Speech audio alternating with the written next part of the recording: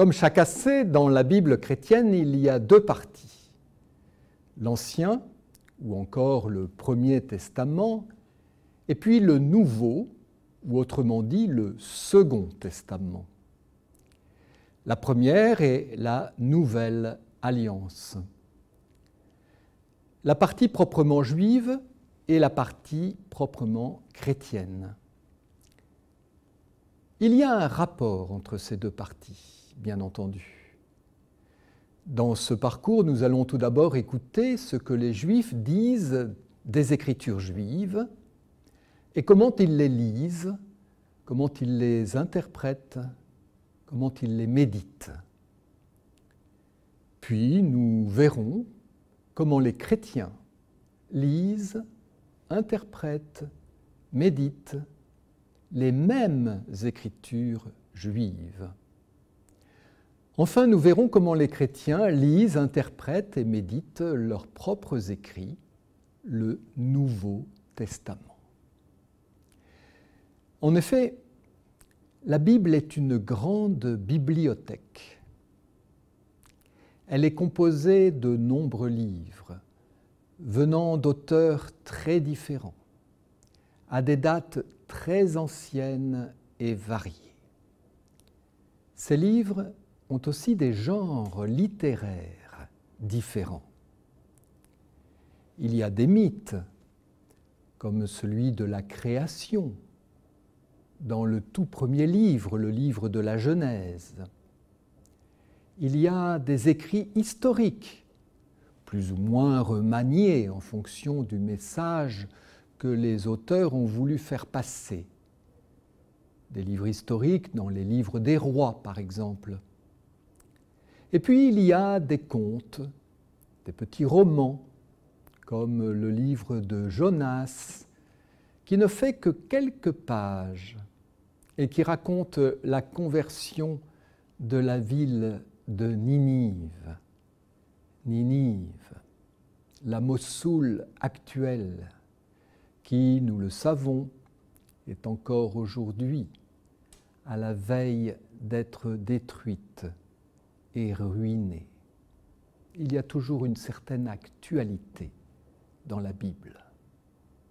Et puis il y a aussi de la science-fiction, comme par exemple le livre de l'Apocalypse. Il y a enfin des évangiles, des épîtres, des actes des apôtres, bref, une très grande diversité.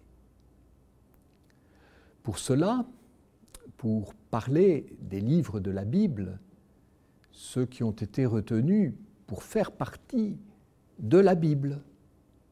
Mais il y a aussi des livres apocryphes, c'est-à-dire des livres qui n'ont pas été retenus dans le grand livre officiel.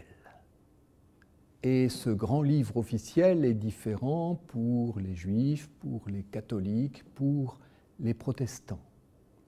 Il y a donc des livres apocryphes, et il y en a aussi bien pour l'Ancien Testament que pour le Nouveau Testament. S'ils n'ont pas été retenus, c'est parce qu'ils sont de fait très différents. Dans notre présentation, nous nous concentrerons sur les livres qui ont été retenus. Il y a déjà suffisamment à faire. Le but de ce parcours n'est pas de faire de nous des spécialistes, mais de faire de nous de véritables amateurs, car c'est en goûtant la saveur de l'Écriture qu'on peut l'aimer. L'Écriture n'est pas seulement une collection de faits, de réflexions, de récits, d'idées. C'est un même et unique livre qui, pour celui qui croit, communique une nourriture pleine de saveur, qu'il peut donc ruminer, goûter, sans jamais se lasser, et en y trouvant toujours un sens nouveau. Il y a là quelque chose de fondateur et d'inépuisable. Ce sont des textes structurants, mais ouverts, disponibles pour la lecture et pour la relecture.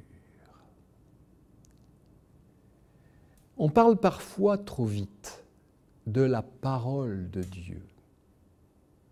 Le texte n'est pas la parole de Dieu, car c'est au contact du texte que la parole vivante se fait entendre. Et elle se fait entendre par ceux qui mettent leur vie en contact avec l'esprit, le souffle qui anime ce texte, qui reprend l'histoire humaine et qui se révèle dans ces documents où l'on perçoit une expérience spirituelle étonnante. Et cette lecture, cette relecture, bien sûr, se fait personnellement, mais elle se fait aussi en groupe, elle se partage, elle s'échange, elle se publie, en créant ainsi toute une rumeur vivante qui accompagne le texte lui-même.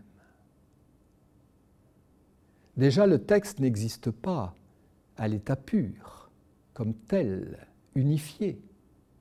Il se présente sous forme de variantes, en fonction de l'évolution des manuscrits. Et puis ce texte se communique à nous de la part de croyants qui nous ont précédés dans la lecture et qui nous communiquent tout à la fois leur façon de les comprendre, de les écouter.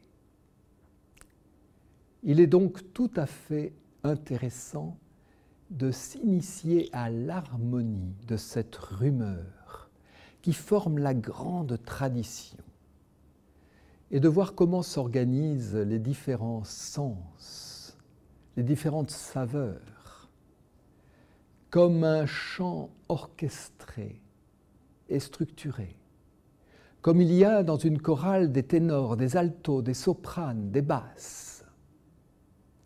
Il y a en effet plusieurs sens, mais ces différents sens ne sont pas contradictoires, ils se complètent au contraire, ils se répondent, ils s'enrichissent mutuellement. Le message n'est pas à prendre seulement à la lettre, de manière fondamentaliste, pour un sens littéral borné. Le message n'est pas non plus à entendre seulement comme un endoctrinement moral. Il est avant tout un sens théologique qui révèle les intentions de Dieu pour l'histoire du monde et de l'humanité. Alors, dans ce parcours, nous nous essaierons à lire l'Écriture dans la tradition vivante de ceux qui l'ont écrite, la tradition juive, la tradition chrétienne.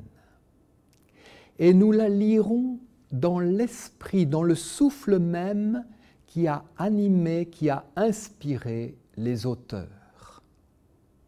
Car c'est ainsi que le Concile Vatican II nous appelle à lire la Bible pour pouvoir rejoindre la vérité de ce document, de ce message.